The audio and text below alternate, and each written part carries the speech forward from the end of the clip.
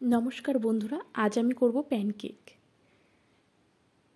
एर जोन्नो आमी प्रथमे एकटा बोलेर मध्य दुटो डिम फाटिए निलाम। एबार आमी एटाके खूब भालो करे फेटिए नेब। फाटानो हये गेले एर मध्य दिए दिलाम 1.5 कप परिमाणे गुड़ो चीनी। एटाके खूब भालो करे मिशिए नेब। मेशानो हये गेले एर मध्य दिए दिलाम 1/2 कप परिमाण सादा तेल। तारपर दिए दिलाम 2 कप परिमाणे मयदा। एटाके मिशिए नेब। मेशानो हये गेले एर मध्य परिमाण मतो दूध ऐड करे नेब।